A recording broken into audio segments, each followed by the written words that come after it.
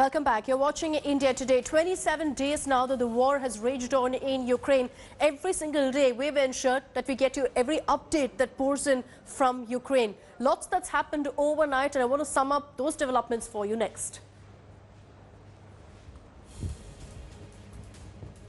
In the port city of Mariupol, evacuation buses with children were shelled, leading to mass destruction. Officials said that the children who were under attack are now critical and that they're in a serious condition.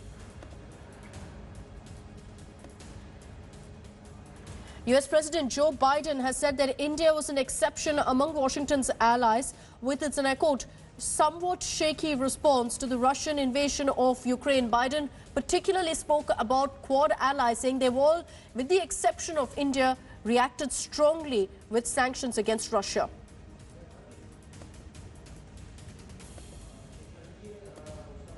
A Russian court banned Facebook and Instagram as extremist, part of sweeping efforts by Moscow to crack down on social media during this war. Russian authorities have accused US tech giant Meta of tolerating Russophobia since President Vladimir Putin sent troops into Ukraine.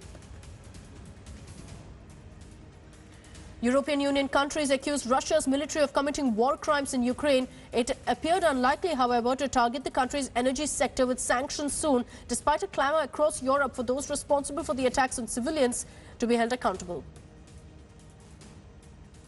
Ukraine President Volodymyr Zelensky said his country would be destroyed before it surrenders its cities to Russian forces, as he doubled down on a call for direct talks with Vladimir Putin as the key to ending the war. He also said his country will never bow to ultimatums from Russia and cities directly under attack.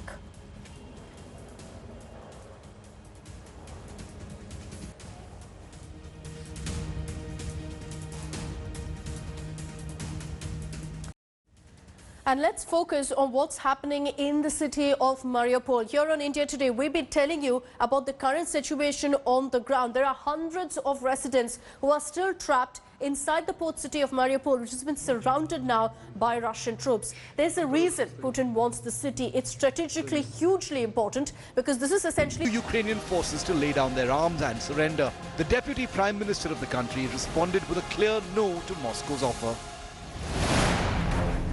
Ukraine has been putting up a brave face, but on the ground things are going from bad to worse visibly. Russia over the weekend bombed an art school that was converted into a shelter with 400-odd civilians inside. President Zelensky referred to the strike as the work of a mass murderer, putting the global spotlight on the city of Mariupol. Hundreds of residents still remain stranded in the port city and are fast running out of food and water. With non-stop shelling, people are forced to stay underground, coming up only to bid farewell to their loved ones and burying them anywhere they find space. We have been in a basement for 11 days. This is the 25th day of war. We have been counting every one of them. We hope for the best, to live as humans. The apartment have been broken. Everything is broken. Where can we go from the basement? We are cooking at a fire. For now, we have some food and some firewood. In a week, we will have nothing, no food at all. What should we do? But why is President Putin hell-bent on grabbing Mariupol? For starters, capturing this city would mean a full 100% control of the Sea of Azov. It's also just 50 kilometers from Russia and 85 kilometers from the Donetsk and Lugansk regions, both Russian-held. Putin is doing everything he can to get Mariupol to surrender, because it will help him extend dominance over Crimea. And the Russian president's Mariupol plan has led to unprecedented civilian casualties, a children's hospital bombed, mass graves in the heart of the city, and even shelters completely destroyed. With Rajesh Pawar in Kyiv, Ukraine, Bureau Report, India Today. So we showed you what the situation currently is in Mariupol. Why are things so bad there? Why is Putin so desperate to get control of Mariupol? It's not just about strategic importance. Mariupol is essentially an irritant for Putin. He tried to capture it in 2014. It didn't happen. Now for 25 days, he's been trying again to capture Mariupol. It didn't happen. And any way against the Russian president simply doesn't work well, which is why he's made it almost his personal mission now to capture this port city.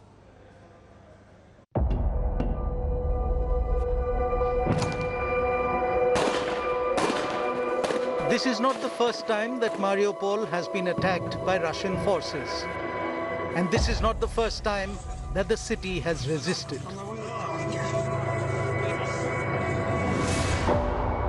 Russia tried to annex Mariupol in 2014 when it ate up Crimea and supported an uprising against Ukraine in the eastern regions of Donetsk and Luhansk. Russia needed Mariupol to connect Crimea with the pro-Russian regions. What Russia could not achieve in 2014 is what it is trying to get in 2022. And if not then, Putin's army is ready to lay waste this city of Ukraine now. Mariupol in southeastern Ukraine is a business hub, exporting coal, steel, machinery and grain. Mariupol has large iron and steel works, as well as ship repairing units and fish canning factories. The city lies along the estuary of rivers, 10 kilometers from the Sea of Azov. A large fishing fleet used Mariupol as a base with a dredged channel leading to the open sea. Mariupol was home to some 450,000 people before the Russian bombs began falling on the city. Russian forces have totally encircled the city. There is no electricity, no water, nor gas. Under constant attack, the people of Mariupol spend most of their days in shelters and basements, rarely coming outside. Ukraine says around 300,000 people are still trapped in the city.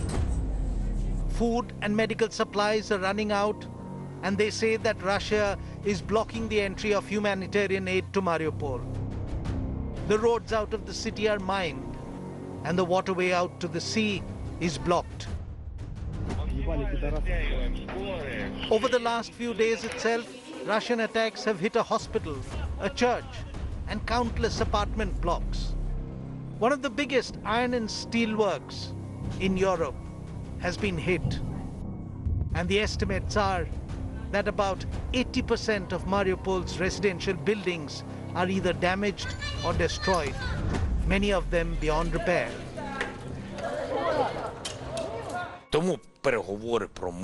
Negotiations about peace, about security for us, about security for Ukraine are substantial, fair and without delays. This is the only chance for Russia to reduce the harm from its own mistakes. We were always insisting on the negotiations. We were always offering dialogue, offering a solution for peace. I want everyone to hear me now. On 16th March, Russia bombed a theater where 1,000 people were believed to have taken refuge. No one knows how many died and how many survived. Sources inside Mariupol administration say there are survivors still trapped inside. Maxar technology, which analyzes and posts satellite imagery, said that its satellite images captured the word children written in large white letters in front of and behind the theater. The word was written in Russian. The theater was still bombed. The city council of Mariupol in a telegram message said Russian forces purposefully destroyed the drama theater in the heart of Mariupol, and that a plane dropped a bomb on a building where hundreds of residents were hiding. Moscow has denied bombing the theater or targeting civilians. On Sunday, 20th of March, Russian bombs fell on an art school in Mariupol. Ukrainian officials say there were around 400 people who were inside seeking shelter, thinking that a marked school would be spared. It was not. The extent of damage and casualty is still not known. Our hearts are broken by what Russia is doing to our people, to our Mariupol, to the Donetsk region. They are under the rubble, and we don't know how many of them have survived. But we know that we will certainly shoot down the pilot who dropped that bomb, like about other 100 such mass murderers whom we already have downed.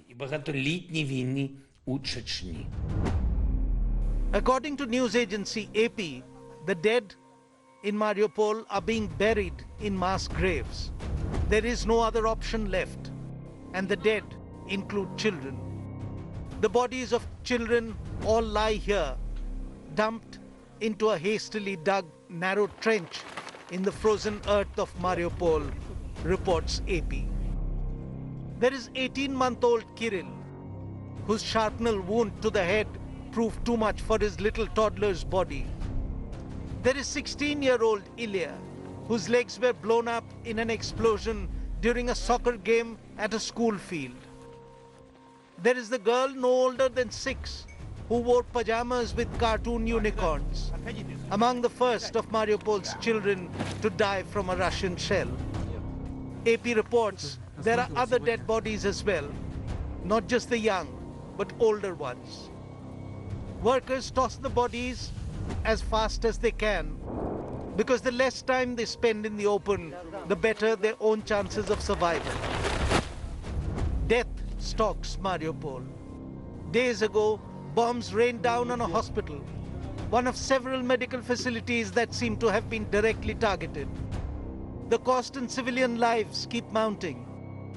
The woman on the stretcher died, and a child was delivered stillborn. The city officials of Mariupol say that they have records of around 2,500 civilian deaths in the city. But the numbers would be more, because there are dead bodies all around that couldn't be collected because it is too dangerous. And Russia continues to fire rockets and bombs from the land, from air, and from sea towards Mariupol.